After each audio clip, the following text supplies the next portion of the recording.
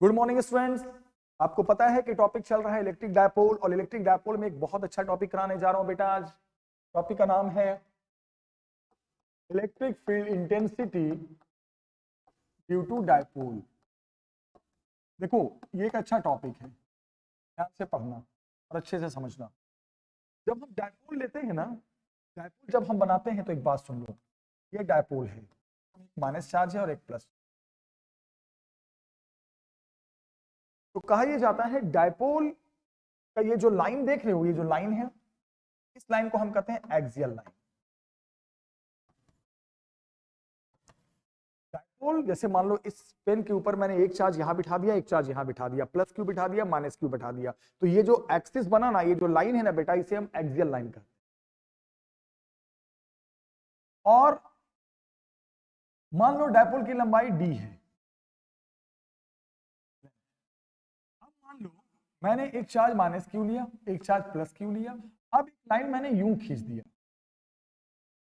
ये जो लाइन देख रहे हो आप ध्यान से देखो, ये लाइन डायपोल का परपेंडिकुलर बाइसेक्टर है। डायपोल के एक्सिस को ये दो टुकड़ों में बांट रहा है, परपेंडिकुलर भी है और बाइसेक्टर भी है। मतलब अगर ये डी है तो ये d/2, ये d/2, तो इसे कहते हैं इक्वेटोरियल लाइन।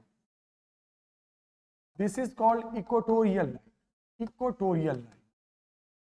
तो डायपोल के दो लाइन हो गए, एक जो एक्सिस हो गया डायपोल का उसे एक्सियल लाइन, और एक डायपोल का जो परपेंडिकुलर बाइसेक्टर, डायपोल का परपेंडिकुलर और बाइसेक्टर दो हिस्सों में बांट दे, उस लाइन को डायपोल का ये वाला लाइन, डायपोल का ये वाला लाइन इक्वेटोरियल लाइन कहलाता है। याद रखना।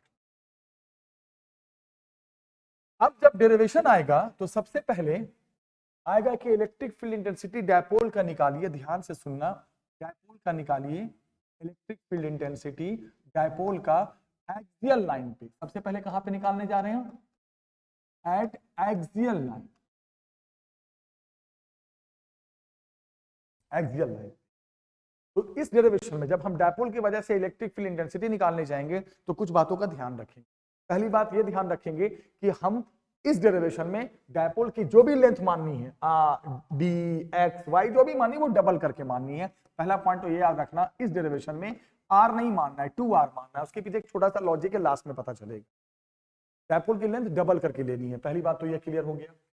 दूसरी बात, हम एक्सियल लाइन पे निकाल रहे हैं तो एक्सियल लाइन पे ही कहीं पर, इसको अब मैं हटा देता हूं, इसकी तो जरूरत है नहीं है बेटा, मैंने समझा ही दिया। दूसरी बात क्या है, अब हम मान लो इस पॉइंट पे निकाल रहे हैं, इस पॉइंट पे निकाल रहे हैं, इस पॉइंट। तो सबसे पहले मेरी बात सुनो, डायपोल की लेंथ 2r है तो इसका आधा कितना हो गया? r। आधा कितना हो गया? r।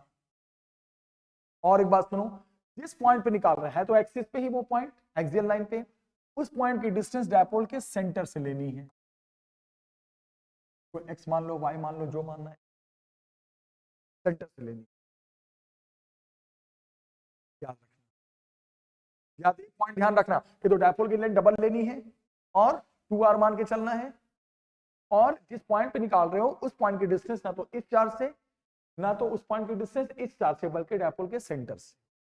तो अब सोचो तो जरा, फिर इस चार्ज की डिस्टेंस इस पॉइंट से कितनी हो जाएगी? x minus r. और इस पॉइंट की डिस्टेंस इस चार्ज से कितनी हो जाएगी? फिर x प्लस आर। ऐसे x प्लस आर हो गया, बोलो बेटा। जिस पॉइंट पे निकालना है एक्सियल लाइन पे तो निकाल रहे हैं, ये पॉइंट एक्सियल लाइन पे है, इसकी डिस्टेंस डायपोल के सेंटर, तो इस चार्ज से x माइनस आर, क्योंकि 2r का आधा r हो गया तो x माइनस आर। इस पॉइंट की डिस्टेंस इस चार्ज से देखोगे तो x प्लस आर। अब यहां पर दो इंटेंसिटी होगी ऑब्वियसली, एक Q की भी होगी और एक माइनस Q की भी होगी। तो E1 मान लो, ध्यान से देखना बेटा, E1 को मान लो electric field intensity due to Q, और E2 को मान लो electric field intensity due to minus Q। तो इंटेंसिटी हो गई, यहां पे Q की भी होगी और माइनस Q की भी होगी, क्योंकि डायपोल है तो दोनों की होगी। अब ध्यान से देखना, Q पॉजिटिव है तो क्या हो गया बेटा इंटेंसिटी यहां पर? Away from the charge. दूसरी इंटेंसिटी माइनस क्यू की हम E2 मान रहे हैं, तो नेगेटिव की जो भी इंटेंसिटी माने हुए वो टुवर्ड्स द चार्ज, मैंने पढ़ाया था ना, नेगेटिव की intensity towards the charge, positive की intensity away from the charge. अब देखते रहना। अब हम एक काम करते हैं, E1 की वैल्यू निकालते हैं। E1 की वैल्यू लिख दो आप जल्दी से बेटा। क्या होगा फॉर्मूला, क्या होता है, के क्यू। E1 किसकी इंटेंसिटी है, क्यू की, कितने डिस्टेंस पे, x माइनस आर, तो k q upon x minus r का होल स्क्वायर। अब बात करो E2 की, E2 किसकी इंटेंसिटी है, माइनस क्यू की, कितने डिस्टेंस पे, माइनस क्यू से डिस्टेंस कितना है, x प्लस आर, तो कितना हो गया बेटा, k q upon x plus r का होल स्क्वायर। और आपको पता है जो वेक्टर होता है जिसकी डायरेक्शन होती है उसमें माइनस को कंसीडर नहीं करते हैं। अब यहाँ पे दो इंटेंसिटी आ गई और दोनों अपोजिट डायरेक्शन में आ गई, तो आप क्या करेंगे बेटा, फिर ई नेट निकालने के लिए एक सिंपल सा काम करेंगे, अपोजिट है तो कर देंगे E1 माइनस E2, क्योंकि फिजिक्स में अगर दो वेक्टर अपोजिट होते हैं तो नेट कैसे निकलता है, माइनस करके। अब आप दोनों E1 E2 को माइनस करो, इसको माइनस करोगे तो पहले ऊपर का के क्यू कॉमन आ गया और क्या बच गया अंदर, 1 अपॉन एक्स माइनस आर का whole square minus 1 upon x plus r का होल स्क्वायर। क्या क्या मैंने दोनों को माइनस कर दिया। अब माइनस करोगे, मैथ्स का रोल है, क्या है, के क्यू। अब आप देखो, खुद से देखो क्या आ जाने वाला है, नीचे एलसीएम लोगे a minus b into a plus b, a square minus b square का होल स्क्वायर, ऊपर आ जाओ बेटा x प्लस आर का whole square minus x minus r का होल स्क्वायर, एलसीएम ले लिया नीचे, a plus b, a minus b, a square minus b square whole square भी है, हो गया। अब देखते जाओ, के क्यू, यस, ये खोल दो, a प्लस बी का whole square, a square plus b square plus 2ab, देखते जाओ बेटा क्या हो रहा है, बस देखते जाओ आप। उसके बाद इसको खोलोगे, a माइनस बी का होल स्क्वायर, ए स्क्वायर, ये देखो कैसे हो गया, बोलोगे सर ये कैसे हो गया, आप समझ रहे हो कैसे हो गया, ये समझदार हो आप। ये देखो मैंने क्या कर दिया, अभी मैं बताता हूं मैं बेटा, 2 मिनट की बात है। A square plus b square plus 2ab, a square plus b square minus 2ab, लेकिन जो बीच का माइनस था इसने उलट दिया साइन। अब उलटने के बाद देखो कैंसिल हो गया, x square r square plus minus cancel, 2xr मिलके बन गया 4xr। मैथ से, सिर्फ मैथ से, तो कितना आ गया बेटा, k Q 2xr plus 2xr कितना 4xr अपॉन कितना x square minus r square का होल स्क्वायर। थोड़ा सा और ब्रेन लगाओ, 4xr को लिख सकते हो k q into 2r into 2x upon x square minus r square का होल स्क्वायर। मैंने क्या किया पता चला, 4xr को लिख दिया 2r इंटू 2x। इससे क्या फायदा हुआ, इससे फायदा आपको समझाऊं क्या है, डायपोल का चार्ज और डायपोल की लेंथ कितनी ली है मैंने यहाँ पर 2r, तो q इंटू 2r क्या बन जाएगा, डायपोल मोमेंट बन जाएगा। डायपोल मोमेंट क्या होता है, डायपोल की वीडियो देखा था ना आपने, चार्ज जिससे बना है डायपोल और इंटू डायपोल की लेंथ, पूरी लेंथ यहाँ पे क्या ली गई है 2r, तो इसको आप क्या लिख सकते हैं बेटा, अब क्या फॉर्मूला बन गया, लास्ट में बन गया फॉर्मूला, कहां पे बन गया, एक्सियल लाइन पे बन गया फॉर्मूला। क्या फॉर्मूला बन गया, q इंटू 2r, तो p बन गया q इंटू 2r, p 2 पहले से भी है तो 2kpx upon x square minus r square का whole square. Yes, this is the formula of electric field intensity due to dipole at axial line. q into 2r क्या बन गया, dipole moment, बाकी 2 एक और है पहले से। तो अब क्या हुआ कि अगर डायपोल की वजह से, देखो डायपोल के सारे फॉर्मूले में आपने देखा होगा, torque, potential energy, work done, dipole moment आता है। तो अगर आपको डायपोल की वजह से एक्सियल लाइन पे इलेक्ट्रिक फील्ड इंटेंसिटी पता करनी है तो सबसे पहले आपको उस डायपोल का डायपोल मोमेंट पता होना चाहिए। दूसरी बात, जहां पे निकाल रहे हो उस पॉइंट की डिस्टेंस डायपोल के सेंटर से पता होनी चाहिए। ये जो x लिया है ना, ये जो x है ना, ये उस पॉइंट की डिस्टेंस होती है डायपोल के सेंटर से। और डायपोल की लेंथ अगर आप 2r मानोगे तो फॉर्मूले में r आता है, आधा आता है, याद रखना, हाफ ऑफ द लेंथ आता है। अगर मैं r मानता तो यहां पे क्या होता, r/2 होता। तो r/2 थोड़ा सा पैटर्न से हटके, याद करने में थोड़ी दिक्कत हो जाती। तो सिमिलर पैटर्न जैसा दिखने के लिए सिर्फ हम मानते हैं, बट मीनिंग समझना है। मीनिंग में क्या है कि उसका डायपोल मोमेंट है, x उस पॉइंट की डिस्टेंस है। देखो डायपोल के डेरिवेशन में जिस पॉइंट पे निकालते हैं उस पॉइंट की डिस्टेंस हम सेंटर से लेते हैं और r है आधी डिस्टेंस।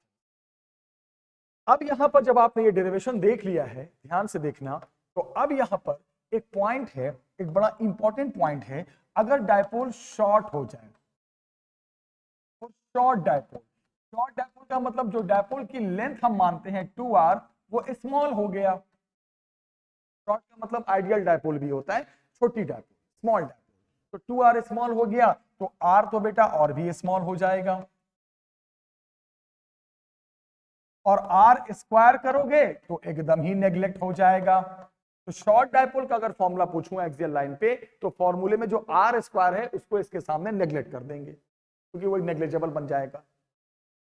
तो अब क्या होगा उस केस में, शॉर्ट डायपोल के केस में एक्सियल लाइन पे इंटेंसिटी सोचो जरा क्या हो जाएगा, 2kp/x³। मैं बताता हूं कैसे आया, r स्क्वायर को नेग्लेक्ट कर दिया आपने, तो x स्क्वायर स्क्वायर x का पावर 4 बन गया नीचे, और फिर एक x काट दो तो नीचे क्या बन गया 2kp/x³। यस, तो दोनों फॉर्मूला इलेक्ट्रिक फील्ड इंटेंसिटी का है डायपोल की वजह से एक्सियल लाइन पे, लेकिन दोनों में फर्क ये है बेटा कि ये नॉर्मल डायपोल का है और ये शॉर्ट डायपोल का है।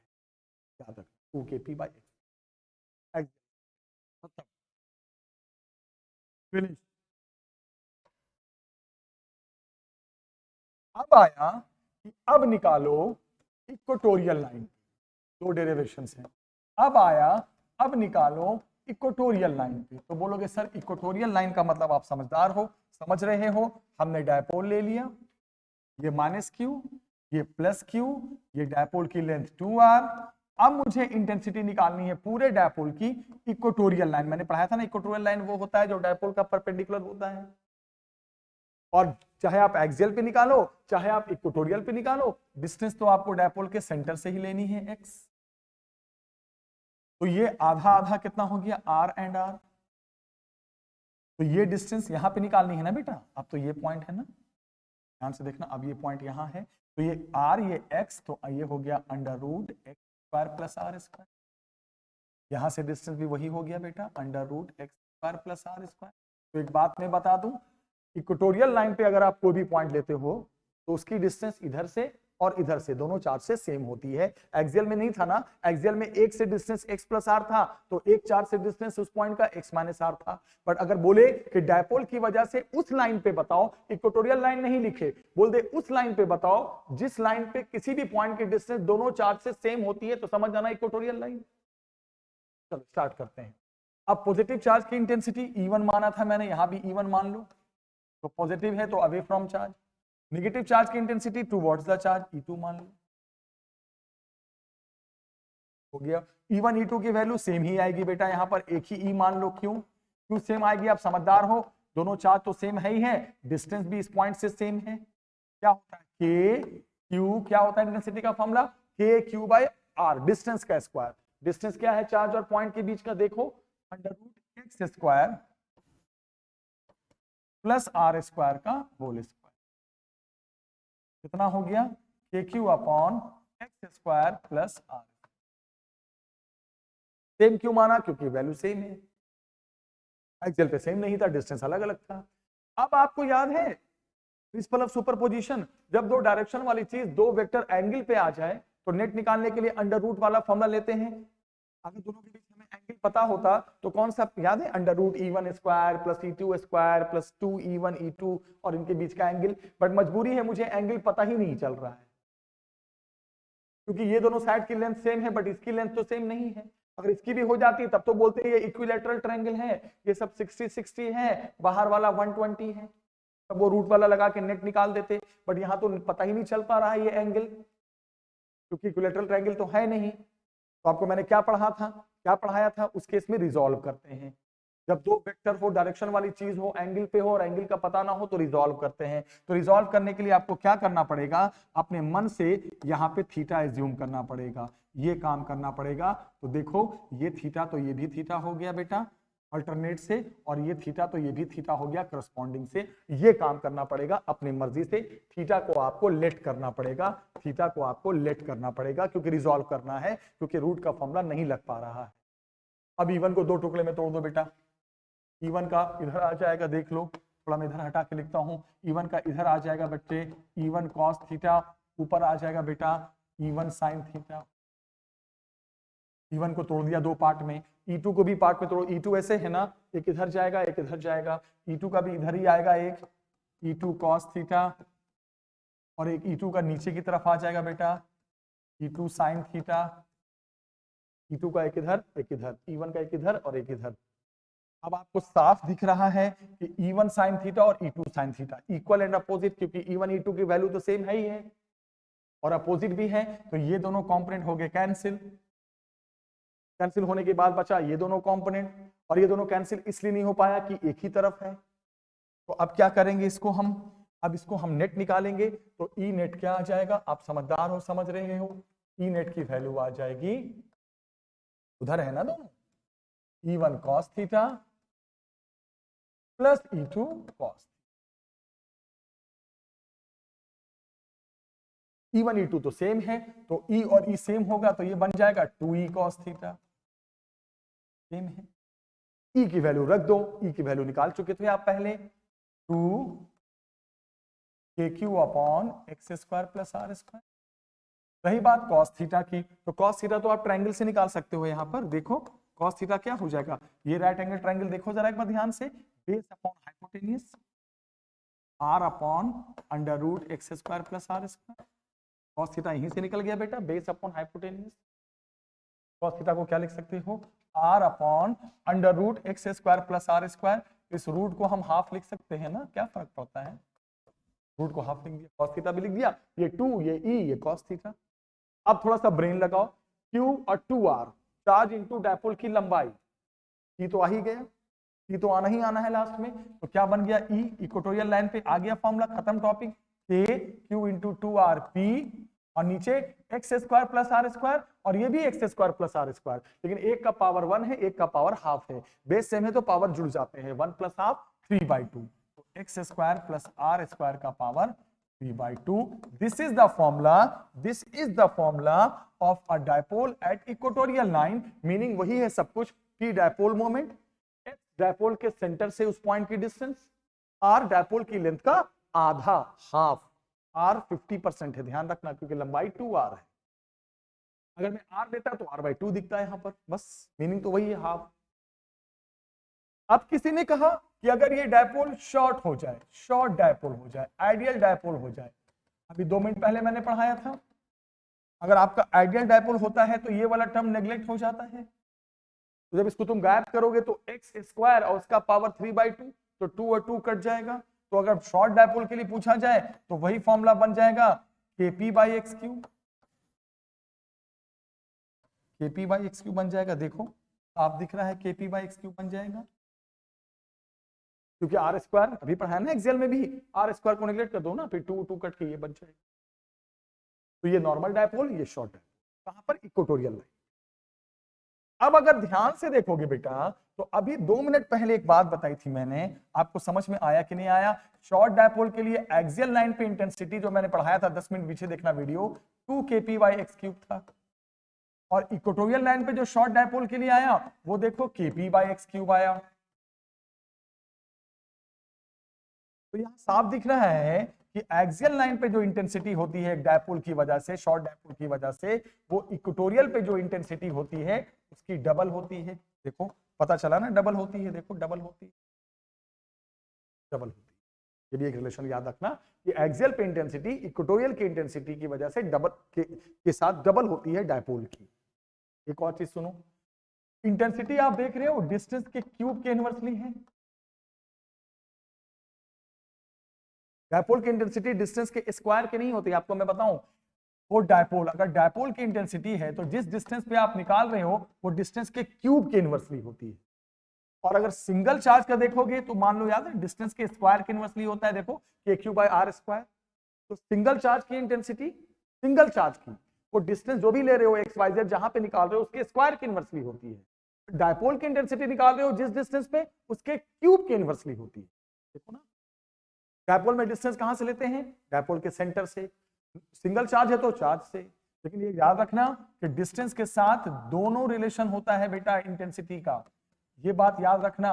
अगर सिंगल चार्ज की इंटेंसिटी देख रहे हो, अगर आप सिंगल चार्ज की इंटेंसिटी देख रहे हो, तो एक बात ध्यान रखना, वो इंटेंसिटी डिस्टेंस के स्क्वायर के इनवर्सली होगा, और डायपोल का देख रहे हो तो वो डिस्टेंस के क्यूब का इनवर्सली। और आप जब दोनों में एक बात ध्यान रखना, मान लो इंटेंसिटी का ग्राफ आया डिस्टेंस के साथ, चाहे सिंगल चार्ज की इंटेंसिटी हो चाहे डायपोल की हो, होगा तो इनवर्सली ग्राफ तो ऐसे ही बनेगा, चाहे पावर कुछ भी। सब चीज याद रखना। अब जरा मैं एक अच्छा सा पॉइंट बताऊं आपको, जैसे मैं एक टेबल बना रहा हूं, जरा आप ध्यान से देखें। इस टेबल में मैंने 3 कॉलम बना दिए। सुनना बेटा, एक कॉलम डिस्टेंस का है, एक कॉलम इंटेंसिटी एक्सियल लाइन पे, एक कॉलम इंटेंसिटी का इक्वेटोरियल लाइन पे। अब आप ध्यान से देखते रहना। अब मान लो डिस्टेंस हमने x लिया, तो इंटेंसिटी मान लो एक्सियल पे E है, तो इक्वेटोरियल पे कितना हो जाएगा बेटा? E/2। पता होता है ना, एक्सियल पे डबल होता है। अब हमने डिस्टेंस डबल कर दिया, जहां पे निकाल रहे हैं डायपोल की वजह से 2x कर दिया। तो आपको पता है ना इंटेंसिटी के बारे में मैंने क्या कहा अभी आपको, वो डिस्टेंस के क्यूब के इनवर्सली होती है। किसकी? डायपोल की। तो अगर आपने डिस्टेंस डबल किया है तो डबल का क्यूब कितना हो जाएगा? 8, लेकिन वो इनवर्सली है, तो अगर डबल करोगे तो यहाँ E/8 हो जाएगा। कैसे? डिस्टेंस को डबल करोगे तो 2 का क्यूब कितना हो गया? 8 हो गया ना बेटा। तो इनवर्सली का मतलब अगर E है तो नीचे 8 आ जाएगा, E/8, और इसका हाफ इक्वेटोरियल पे हो जाएगा, E/16। मान लो चलो इसका डिस्टेंस को थ्राइस कर दिया।